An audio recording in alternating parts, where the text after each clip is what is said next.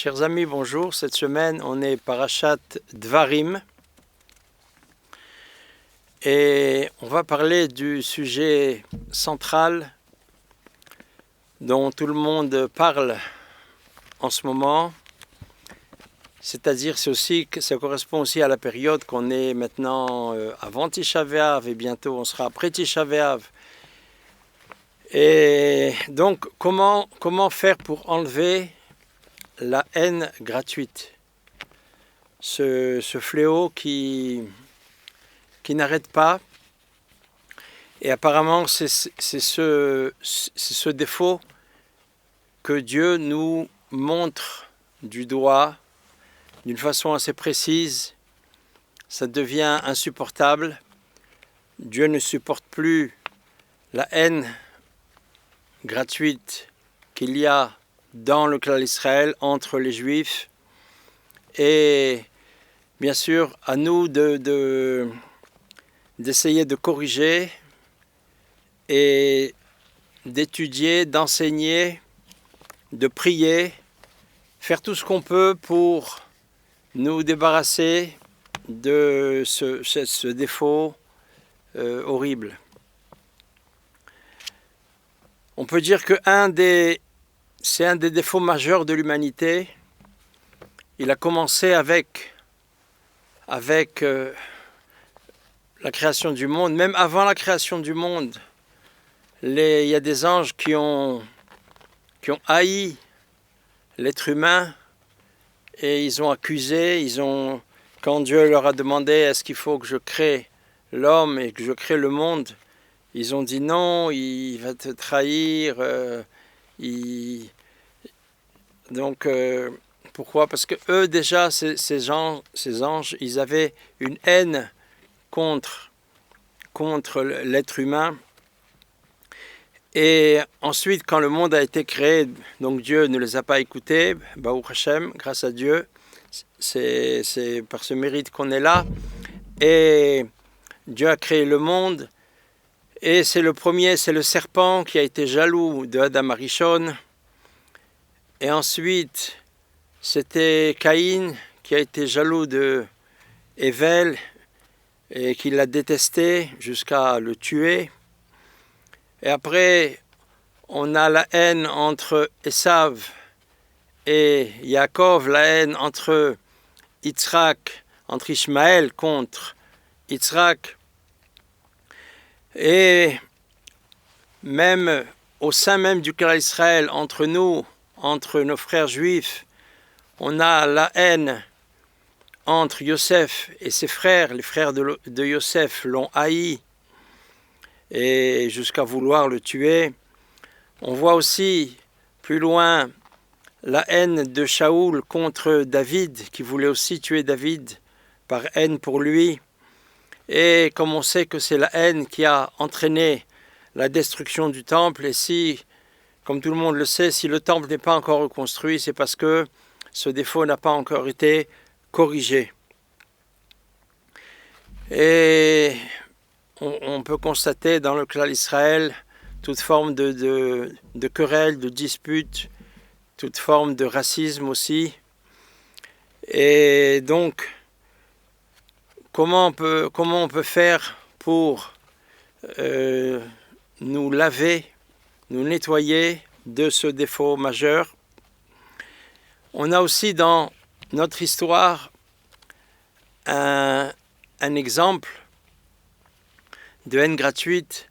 C'était à l'époque de Rabbi Akiva, avec les 24 000 élèves qui étaient les élèves de Rabbi Akiva. Et ces élèves, ils sont morts, tous les 24 000, pendant 7 semaines. Ils sont morts.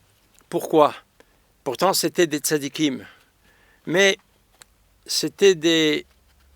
ils étaient dans la rigueur, c'est-à-dire dans la morale stricte. Ils étaient dans les restrictions. Et quelqu'un qui est dans la rigueur, il a besoin au moins d'atténuer ses rigueurs, d'adoucir, comme on dit en chassidoute, d'adoucir ses rigueurs.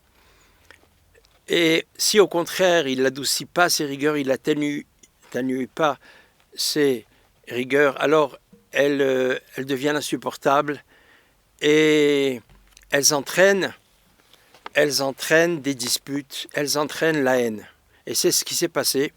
Ces 24 000 élèves de Rabbi Akiva n'avaient pas d'amour entre eux, n'avaient pas d'amour l'un pour l'autre. Ils ne se sont pas respectés l'un l'autre et ils n'étaient pas unis ensemble. Et comme ils n'étaient pas ensemble, donc leur rigueur n'a pas été atténuée. Parce que le fait, même si on est différent, le problème, ce n'est pas la différence. Le problème, c'est qu'est-ce qu'on fait avec cette différence.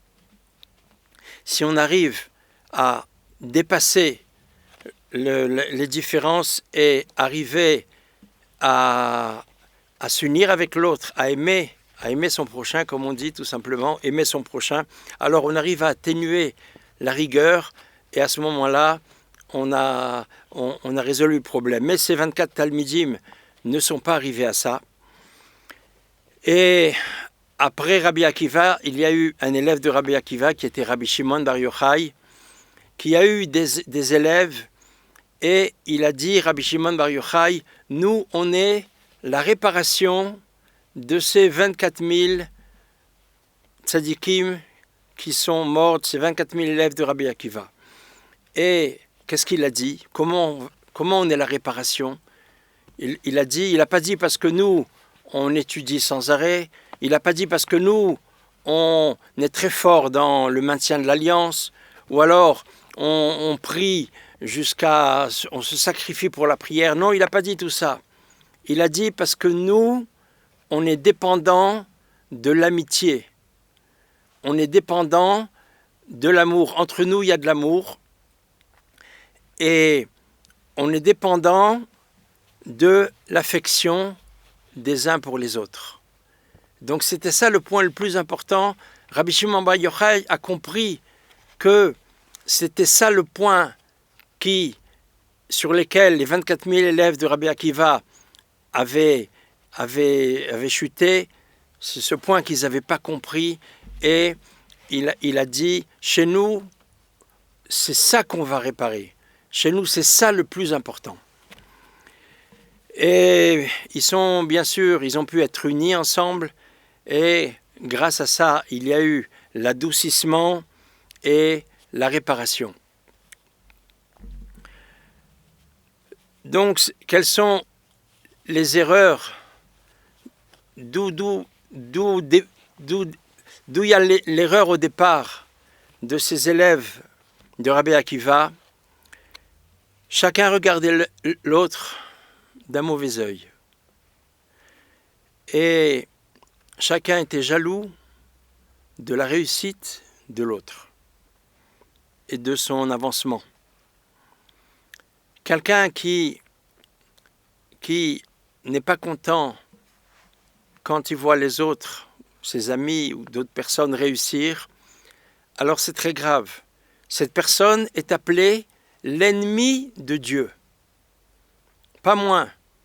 Parce que Dieu donne à tout le monde. Et Dieu lui a donné certainement beaucoup de qualités et beaucoup de réussite aussi.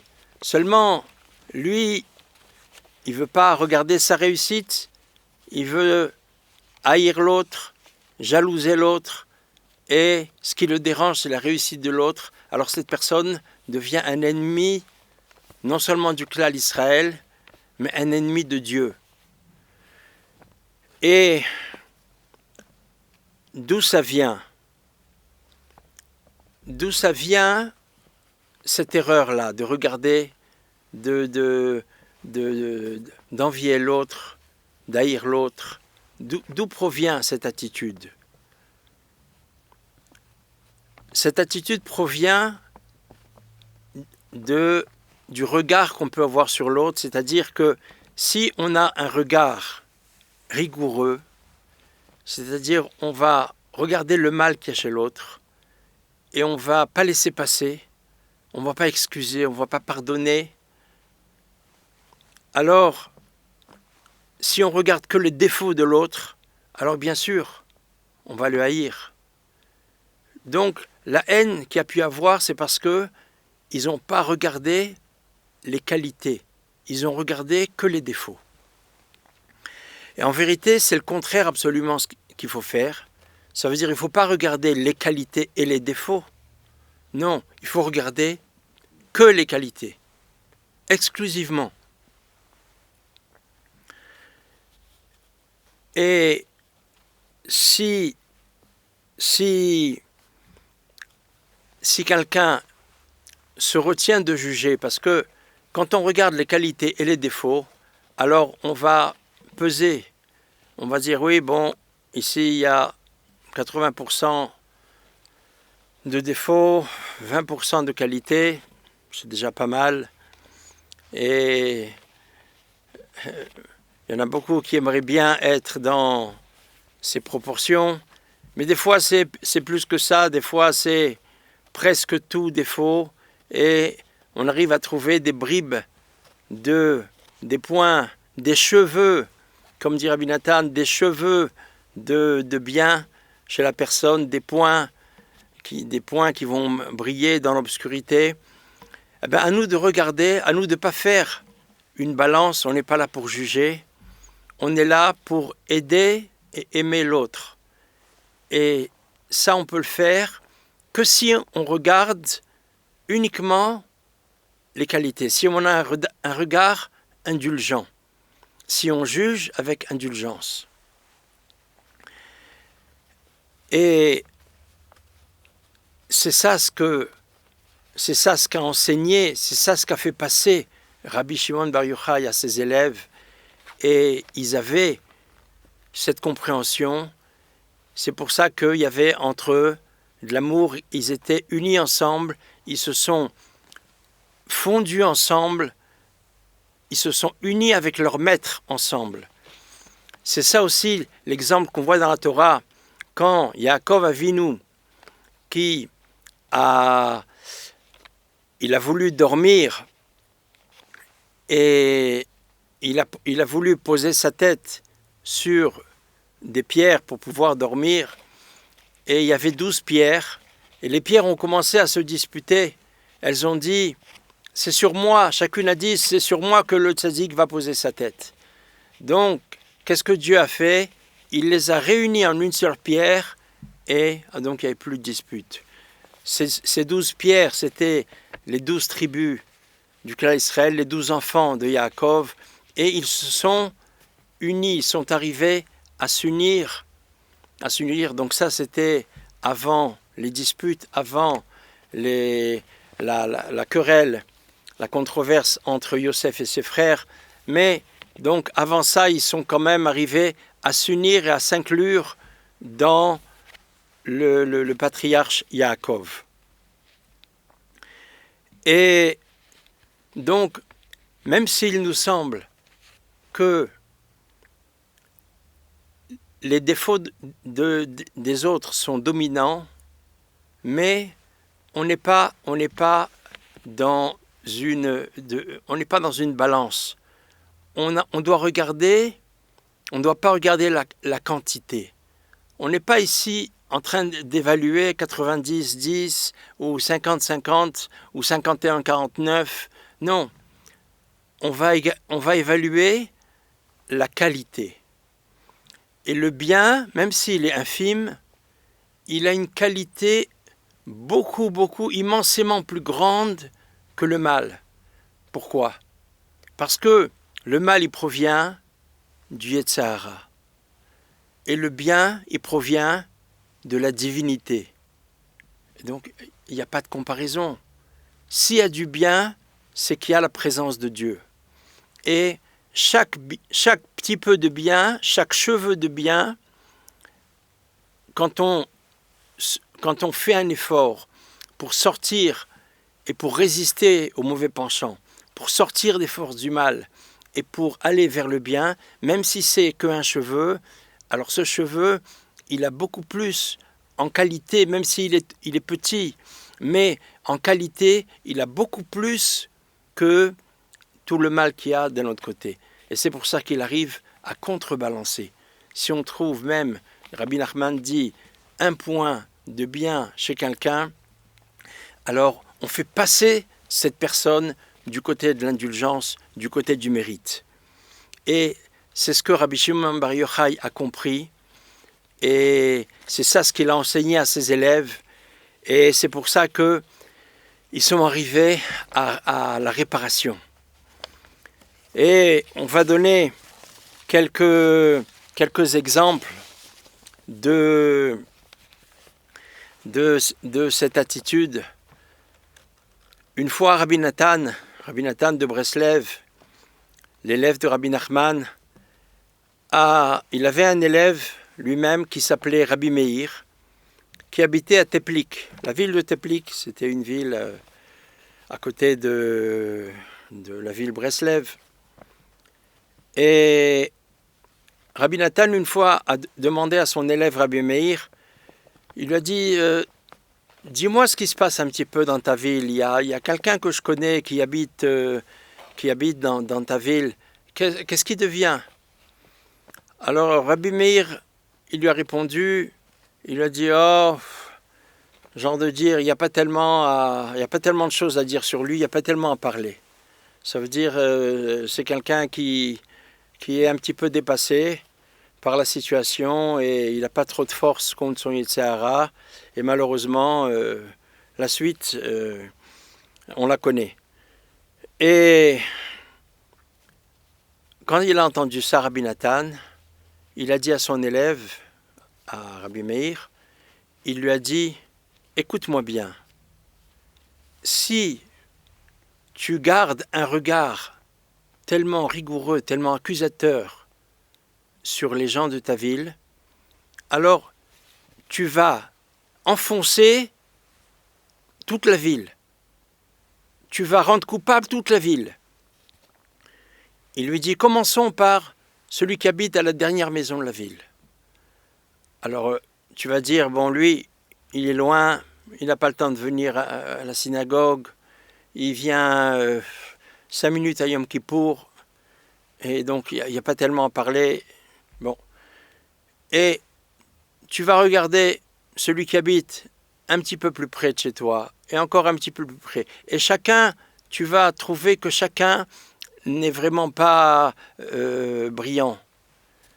Et ensuite, tu vas arriver à toi-même, et tu vas dire, pourtant toi, Rabbi Nathan lui dit, tu sais très bien que tu es une personne cachère. Tu pries, tu étudies, tu essayes de t'arranger, tu respectes les lois de la Torah. Mais si tu te regardes bien, avec un œil sévère, alors tu vas dire que même toi, tu n'es pas tellement cachère. Il a dit Rabbi Meir, c'est vrai, même moi, je suis obligé de constater que je ne suis pas vraiment cachère. Alors Rabbi Nathan lui a dit, mais où tu vas avec ça? Tu vas accuser le monde entier? Il lui a dit, fais le contraire. Si tu as un œil positif, si tu juges les autres avec indulgence, donc tu vas regarder la personne la plus éloignée de ta ville et tu vas dire, ah, quand même, pour quelqu'un tellement éloigné, c'est déjà extraordinaire les quelques mitzvot qu'il arrive à faire. Et ainsi de suite, tu vas regarder chacun avec un regard indulgent et tu vas le faire tous passer du côté du mérite et tu vas tous les rapprocher de Dieu. Et donc, Rabbi Nathan lui a enseigné donc absolument comment il faut regarder les autres, comment il faut se regarder soi-même aussi. Et la Gemara, elle raconte l'histoire de quelqu'un. La Gemara parle du comment juger les autres avec indulgence. Et elle dit, c'est la Gemara Shabbat, la page 127, elle dit que si quelqu'un juge les autres avec indulgence, alors même dans le ciel, lui aussi, il sera jugé avec indulgence. La Gemara ramène une histoire d'un ouvrier qui travaillait chez un patron dans ses champs, et il a travaillé 3 ans. À la fin de ces 3 ans, c'était avant Yom Kippour, il a été chez son patron, il lui a dit « Je vais rentrer chez moi maintenant et je veux que tu me payes mes 3 années de travail. » Le patron lui dit « J'ai pas d'argent. »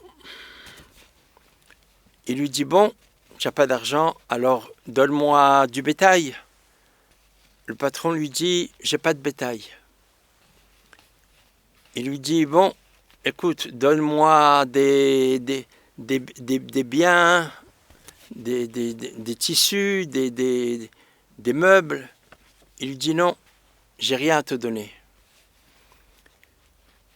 Il lui dit « Donc tu peux rien me donner, tu peux pas me... » Il lui dit « Non, pour l'instant je peux rien te donner. » Donc l'ouvrier, il est parti. Il est rentré chez lui.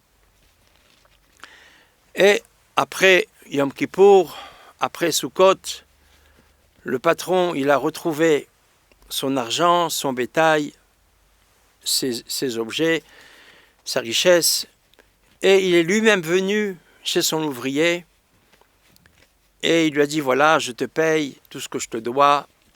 Donc, et il lui demande, quand je t'ai dit que je n'avais pas d'argent, qu'est-ce que tu as pensé? Il dit, j'ai pensé que tu avais tout investi dans une affaire et que tu n'avais pas d'argent maintenant.